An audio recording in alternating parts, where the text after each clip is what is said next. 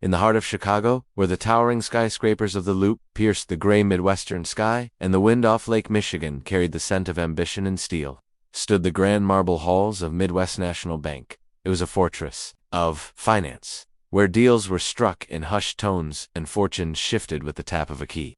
On a chilly November morning, the revolving doors spun to admit an unlikely figure, a small girl, about 10 years old, with messy brown hair tied back with a frayed ribbon and a threadbare hoodie over her jeans. Her name was Lily, and she clutched a crumpled piece of paper like a treasure map.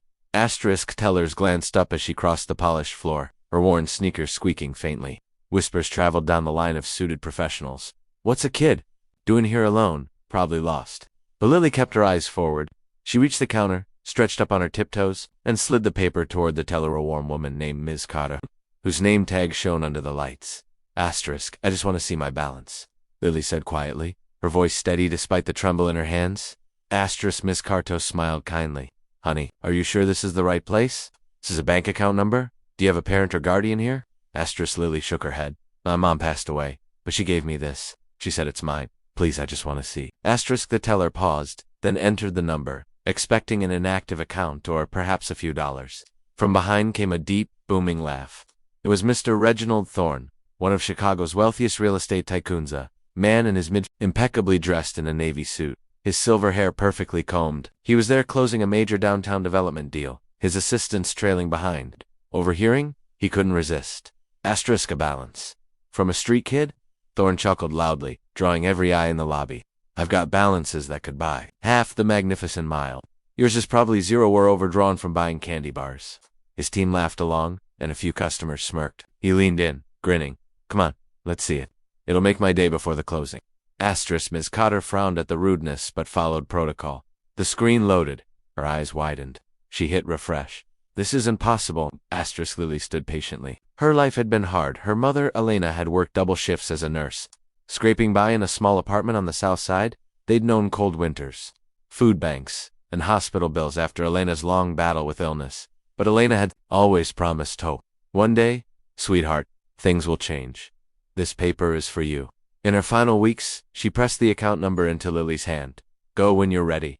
Trust me." Asterisk, Thorne's laughter faded as he peered over. The balance read, $12,457,892.43. His face drained of color. The lobby fell silent. "Run it again?" he demanded. "It's a glitch."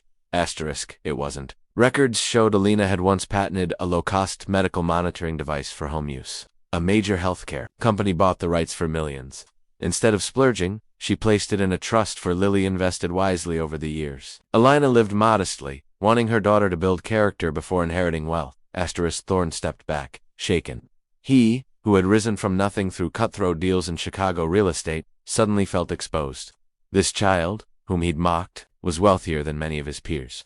But more than the money, it was Lily's quiet strength that hit him. "I didn't come for the money," Lily said softly.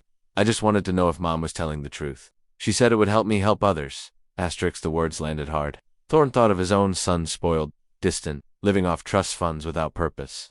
How had he become so cynical?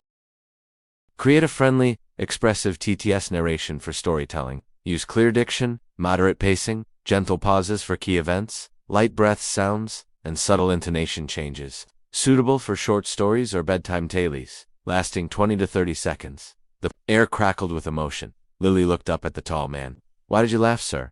Is it funny to be poor?" Asterisk, Thorne swallowed, his voice roughed. No one had ever asked him that so directly. He knelt to her level, suit jacket brushing the floor. "No, kid, it's not funny. I was wrong. Dead wrong. I've spent my life chasing more money, more power, thinking it made me somebody. But you've got heart I forgot existed." Asterisk, the bank manager rushed in, confirming the account's validity and beginning guardianship proceedings. Thorne pulled out his phone. "Let me make this right. On Sprika," he instructed his lawyer, "wire $1 million to Chicago's children's hospitals, an orphanage." Then he turned to Lily. "What do you want to do with all this?" Asterisk, Lily paused, then smiled faintly. "Mom always said to share. I want to build safe homes for kids like me, schools too, and make sure no one goes hungry or without help when they're sick, like the device Mom invented." Asterisk, Ms. Carter wiped her eyes as paperwork began. The real twist wasn't the fortune, it was Lily's selflessness. She could have demanded anything for herself, but she thought of others first. Deeply moved, Thorne offered, "I'll help set it up. Foundation, lawyers, everything on me." no strings. Asterisk word spread through the bank. Applause broke out. An older gentleman in line shared his own story of loss. A young couple donated cash on the spot. The sterile lobby warmed with humanity. Asterisks in the weeks that followed. Lily's story went National Chicago Tribune headlines. Viral videos. Chicago girl shocks. Tycoon turns secret fortune into hope. Thorne became her mentor, finding renewed purpose in giving. He reconnected with his family, teaching them empathy over entitlement. Lily, now in a loving foster home with guardians, launched the Alina Foundation, building shelters, funding schools, and distributing medical aids across the city and beyond. Asterisk, the message shone through clearly. In a world fixated on wealth and status, true richness comes from kindness and selflessness. One child's simple plea to see my balance didn't just reveal Dallas, it restored balance to souls, proving that humility and compassion can transform lives. We're all connected, and the greatest legacy is the good we leave behind.